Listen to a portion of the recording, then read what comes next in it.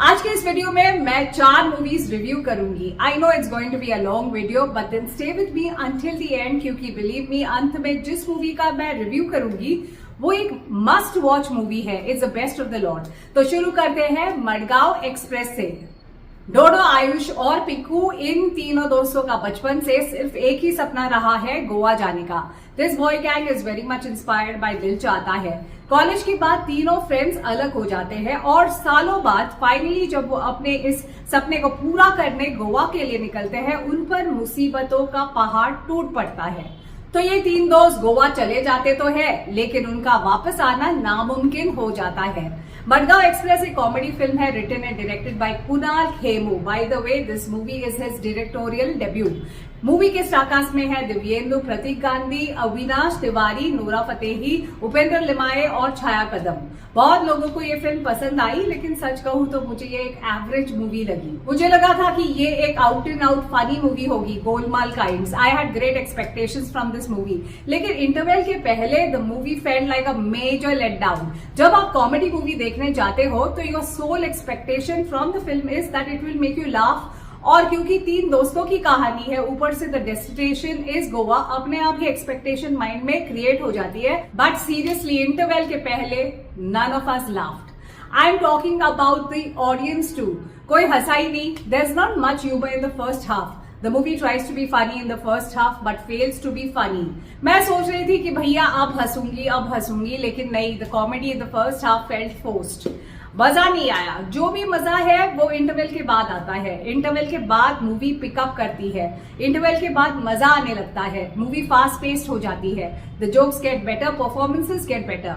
ऐसा लगता है कि ओके, अब गाड़ी निकल पड़ी पटरी पर। अब परफॉर्मेंसेस की बात करते हैं। तीनों एक्टर्स ने अच्छा काम किया है, लेकिन the most funny guy among the 3 I felt was Pratik Gandhi.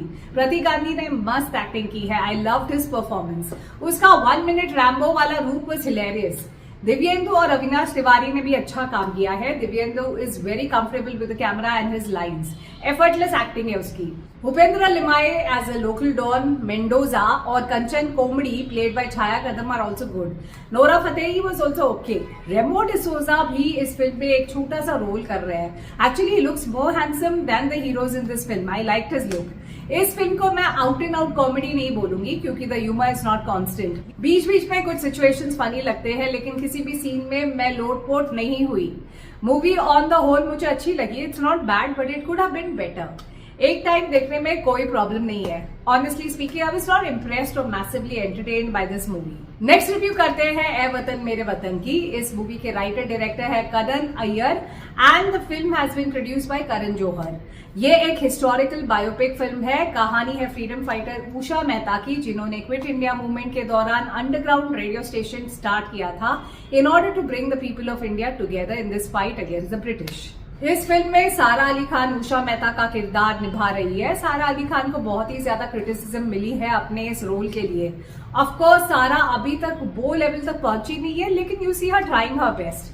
Of course, she still has a long way to go, a lot more to learn as far as acting is concerned. But the girl is trying her best in learning the ropes. Let's not be too harsh on her. Abhay Verma as Kaushik is good. स्पर्श श्रीवास्तव, जो लापता ladies में main lead में नजर आए थे, उन्होंने इस फिल्म में भी बढ़िया काम किया है। ए वतन मेरे वतन एक बहुत ही सिंपल सी मूवी है। हालांकि ये एक पेट्रियाटिक फिल्म है, लेकिन पेट्रियाटिज्म वाली फीलिंग ऑडियंस के मन में नहीं जगा पाती ये फिल्म। जो स्वातंत्र वीर सावरकर देखकर हमने फील किया, you don't feel the same on watching this movie.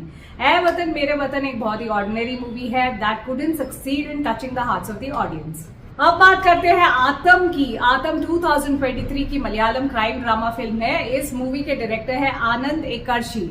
अब आप सोचोगे कि मैं पिछले साल की मूवी 2023 की मूवी 2024 में क्यों रिव्यू कर रही हूँ। Simply because this film is a masterpiece और ये अब Amazon प्राइम पर रिलीज हुई है and I want you to watch it. If you have missed it earlier और if you didn't know about this movie, let me tell you, Aattam has won the 2023 grand jury award at the Anand Ekarshi. The film won the 2023 Grand Jury Award at the Indian Film Festival of Los Angeles. It was also chosen as the opening feature film at the 54th International Film Festival of India held at Goa. Speaks a lot about the film. आतम ये कहानी है एक theatre group की, जिसमें Anjali is the only woman in the group. एक रात party के बाद Anjali is grouped by one of the main. जब वो ये बात अपने बॉयफ्रेंड को बताती है तो एक मीटिंग बुलाई जाती है। कल्प्रिट को ग्रुप से निकालने की बात की जाती है, लेकिन ग्रुप के कुछ मेंबर्स राजी नहीं होते। This group actually represents the society that we live in, जहां पर सेक्सुअल हैरेसमेंट के केसेस में the girl in spite of being the victim is blamed for wearing short dresses, her character is assassinated कि भाई लड़की ही responsible थी। ऐसा ही कुछ होता है इस फिल्म में। Why did it take her so long to report it is the question asked. Only because Anjali ने ये बात एक हफ्ते के बाद उठाई। Victim's mental state is not even considered for a minute. और क्योंकि victim खुशमिजाज किस्म की थी, she gets drunk at the party, interacts with all the male members in a friendly manner, doing all the things that the men were doing. She is blamed for the incident by a few. सारे actors ने बढ़िया काम किया है। पूरा time film में एक suspense बना रहता है। ऑडियंस के दिमाग में भी सैकड़ों सवाल उठते हैं। This movie is thought provoking. इंसान का दोगलापन दिखाता है ये मूवी हमें ये बताती है कि सिर्फ कल्प्रिट ही इस क्राइम का जिम्मेदार नहीं होता, बल्कि हमारी पूरी सोसाइटी जिम्मेदार है for the painful ordeal that a woman has to undergo. एक बात मुझे थोड़ी सी खटी इस फिल्म की कि लास्ट तक हमें असली कल्प्रिट का पता नहीं चलता। ऐसा नहीं करना था। Audience would have loved to know who the culprit was. So Aattam is a must watch. You must watch this film, please do not miss it. अब बात करते हैं the hero film of the week. यार इसे कहते हैं असली comedy. पूरे लोटपोट हो जाओगे। There is not a single moment in this film when you are not laughing. This movie is a complete entertainer, और अगर आपने इस फिल्म को मिस किया तो you are missing on pure entertainment. इस पूरी फिल्म में मैंने सिर्फ और सिर्फ एक ही काम किया, I have laughed and only laughed throughout. बहुत ही ज्यादा मजा आया। Yes, I am talking about Telugu movie Om Bheem Bush. यार क्या मूवी है। By the end of the movie मेरी आंखों से आंसू आए हंसते हंसते। इस फिल्म का comedy it's A1, superb. The dialogues and dialogue delivery both are amazing. क्या मूवी है यार, और क्या फाड़ू परफॉर्मेंसेज है। I am going to watch it once again for sure. तो तीन दोस्त साइंस और टेक्नोलॉजी से लोगों के दुख दर्द, भूत प्रेत, घुटनों का दर्द, इंपॉर्टेंस, दुनिया का हर प्रॉब्लम दूर करने का दावा करते हैं। तो जिस गांव में वो अपनी दुकान खोलते हैं, उस गांव के एक भूतिया हवेली में रहती है एक भूतनी संपांगी, जिससे सारा गांव डरता है। अब इन दोस्तों को उस हवेली में छुपाई हुई खजाने को ढूंढने के लिए भेजा जाता है। तो क्या जिंदा लौट आएंगे ये तीन दोस्त? Sri Vishnu as Krish, Priyadarshi as Vinay and Rahul Ramakrishna as Madhav are a treat to watch. तीनों की भी केमिस्ट्री आग लगा देती है स्क्रीन को। फिल्म में ऐसा एक मिनट भी नहीं है जब आप बोर होगे। बहुत कम ऐसी मूवीज होती है जो पब्लिक को लगातार 3 घंटे तक एंटरटेन करती है। This is one such film, and apart from the humor, there is also a very important topic that the film talks about, which is LGBTQ.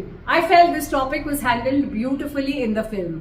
Om Bhim Bush के director है Harsha कोनुगंती, and he has done a fantastic job. Only magic, no logic is added to the title of the film. Logic ढूंढने की कोशिश भी मत करना, क्योंकि ये फिल्म एक फुल ऑन एंटरटेनर है। It will out and out entertain you. लेकिन अगर लॉजिक ढूंढने निकलोगे तो आपके हाथ कुछ नहीं आएगा, क्योंकि कहानी में कोई लॉजिक ही नहीं। It's a no-brainer. So leave your brains behind and relax. Enjoy this must-watch fun ride. मैं गारंटी देती हूँ कि you are going to love this film.